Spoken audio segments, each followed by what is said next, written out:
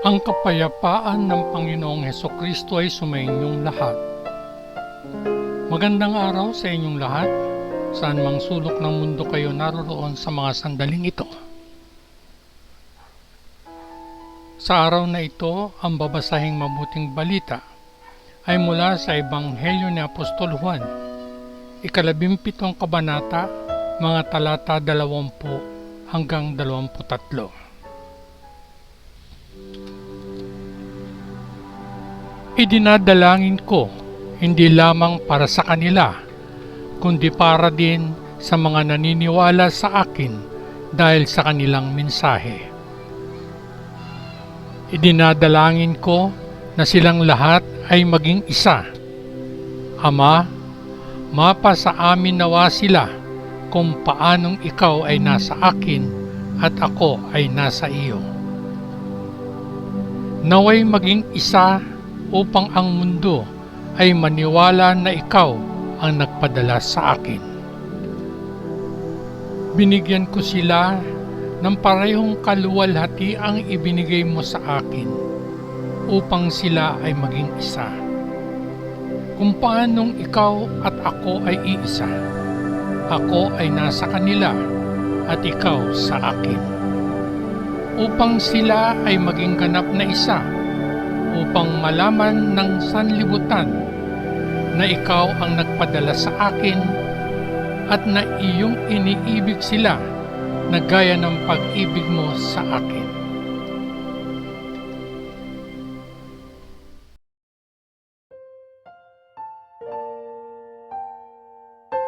Muli akong bumabati sa inyong lahat. Ang kapayapaan ng Panginoong Hesukristo ay sumainyong lahat. Ganoon din, magandang araw sa inyong lahat, saan mang sulok ng mundo kayo naroroon sa sandaling ito. Nais kong ibahagi sa inyo sa araw na ito mga kabayan, ang aking maikling pagninilay na pinamagatan kong Baguhin ang Mundo. Nagbigay ng hamon si Jesus sa 3 mangingisda habang hinahabi nila ang kanilang mga lambat. Iniutos ni Jesus, "Sumunod kayo sa akin."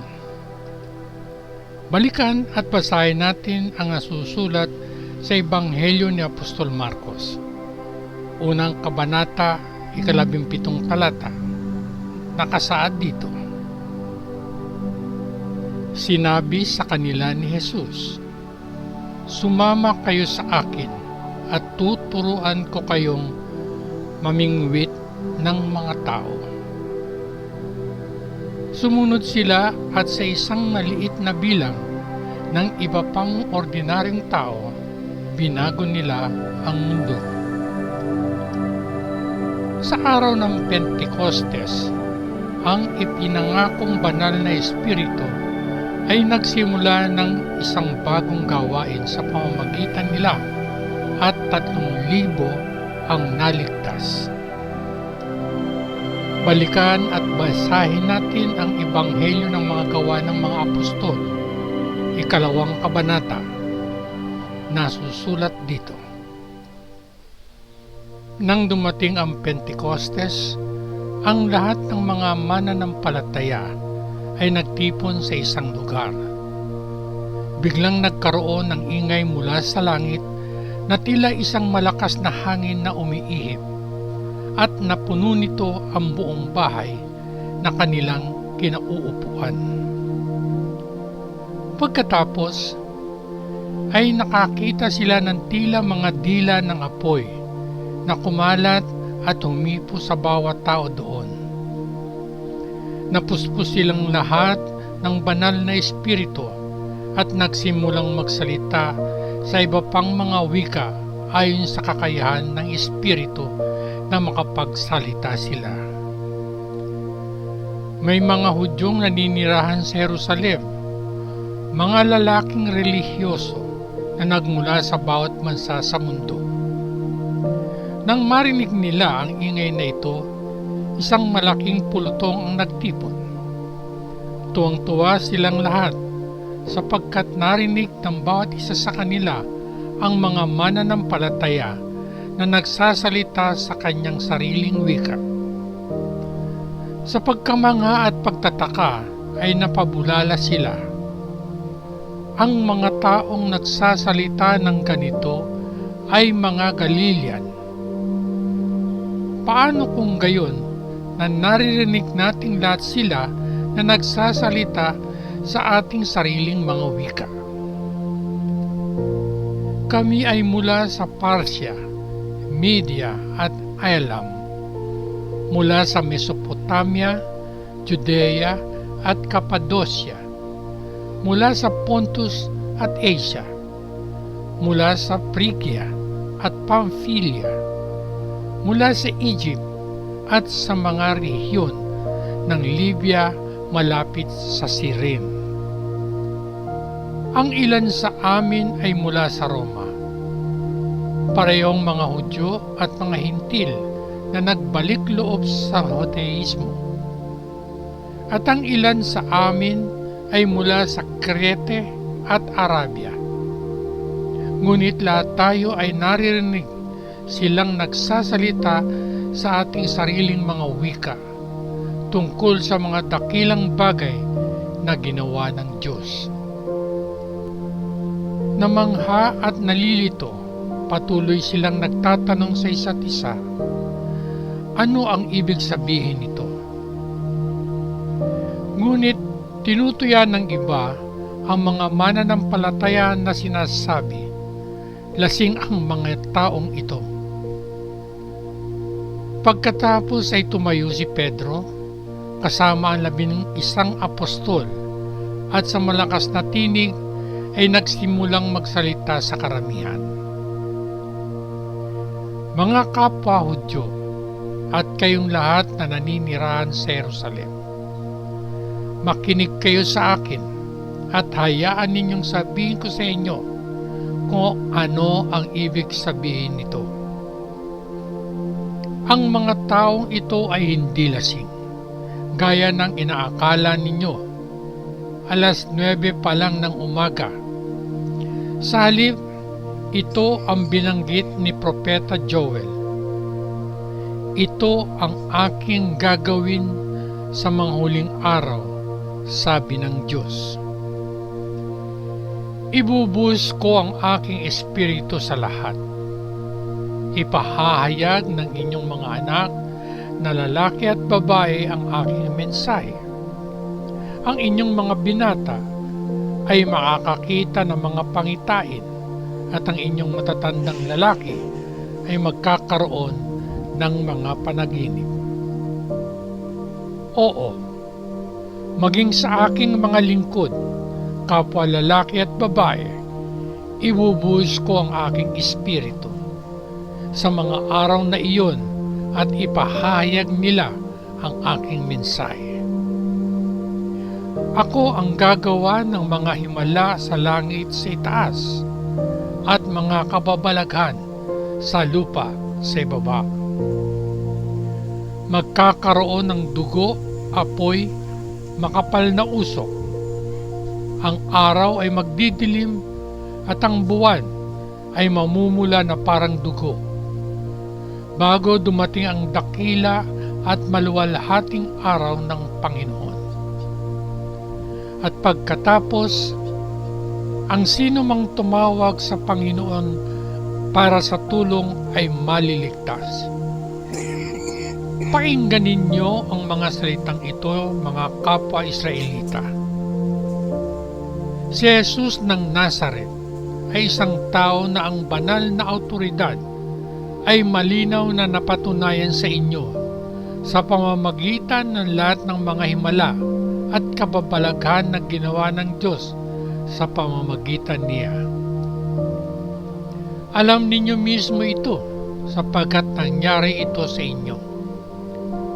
Alinsunod sa kanyang sariling plano ay nagpasya na ang Diyos na si Jesus ay ibibigay sa inyo at pinatay ninyo siya sa pamamagitan ng pagpayag sa mga taong makasalanan na ipako siya sa krus. Ngunit binuhay siya ng Diyos mula sa kamatayan. Pinalaya siya mula sa kapangyarihan nito dahil imposibleng bihagin siya ng kamatayan. Sapagkat sinabi ni David tungkol sa kanya, "Nakita ko ang Panginoon sa harap ko at sa lahat ng panahon. Siya ay malapit sa akin at hindi ako magugulo. At kaya ako ay puspos ng kagalakan. At kaya ako ay puspos ng kagalakan. At ang aking mga salita ay puno ng kagalakan.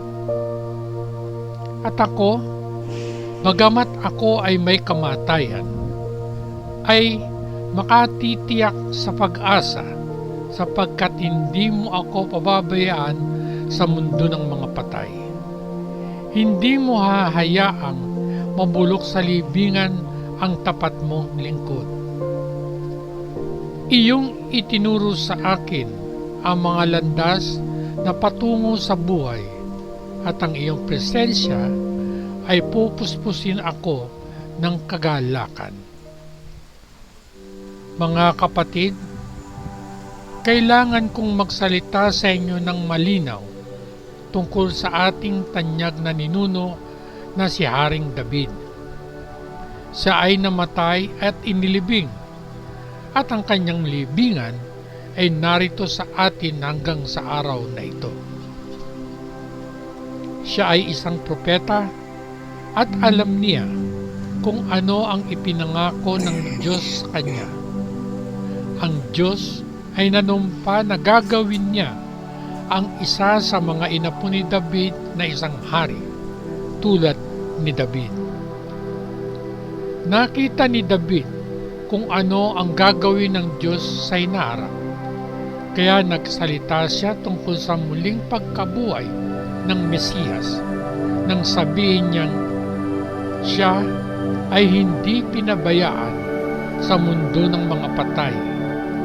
Hindi mabubulok ang kanyang katawan sa libingan. Binuhay ng Diyos ang mismong Jesus na ito mula sa kamatayan. At tayong lahat ay saksi sa katotohanan ito. Siya ay itinaas sa kanang bahagi ng Diyos, kanyang Ama, at tinanggap mula sa kanya ang banal na Espiritu gaya ng ipinangako niya. Ang nakikita at naririnig ninyo ngayon ay ang kanyang regalo na ibinuhos niya sa atin. Sapagkat hindi si David ang umakyat sa langit, sa halip ay sinabi niya, "Sinabi ng Panginoon sa aking Panginoon,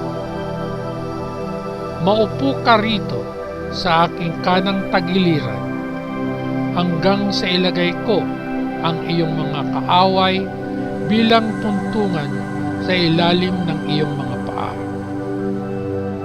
Ang lahat ng mga tao ng Israel kung gayon ay itiyak na nakaalam na itong Jesus na inyong ipinako sa krus ay siyang ginawa ng Diyos na Panginoon at Mesiyas. Nang marinig ito ng mga tao, sila ay lubhang nabagabag at sinabi kay Pedro at sa iba pang mga apostol, "Ano ang gagawin namin, mga kapatid?" Sinabi sa kanila ni Pedro, "Ang bawat isa sa inyo ay dapat tumalikod sa kanyang mga kasalanan at magpabautismo kay Hesukristo upang ang inyong mga kasalanan ay mapatawad at ang inyong tanggapin ang kalooban ng Diyos, ang Espiritu Santo. Sapagkat ang pangako ng Diyos ay ginawa sa inyo at sa inyong mga anak at sa lahat ng nasa malayo, sa lahat ng tinatawag ng Panginoon na ating Diyos sa kanyang sarili."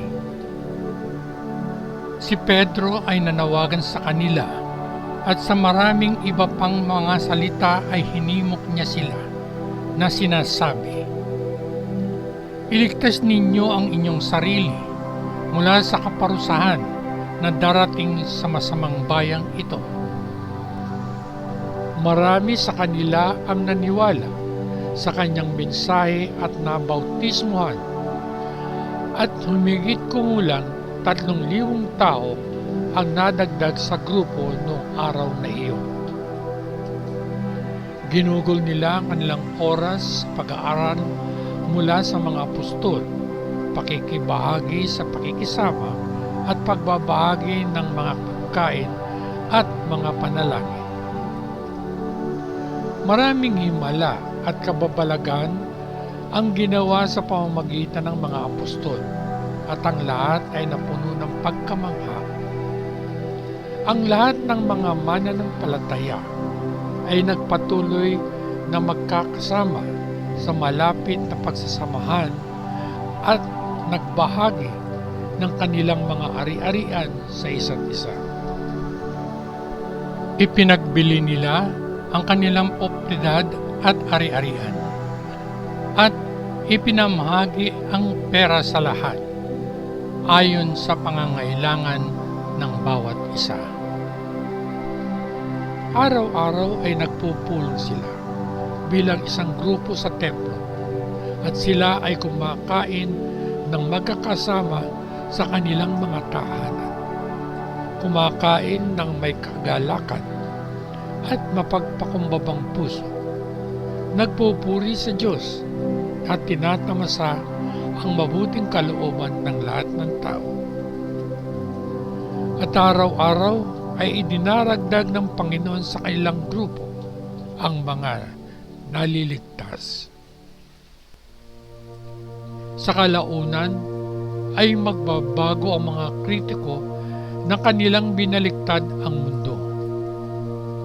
Basahin ang ipinahahayag sa atin ng Ebanghelyo ng mga gawa ng mga apostol, 17 kabanata, 6 na talata, nasusulat dito.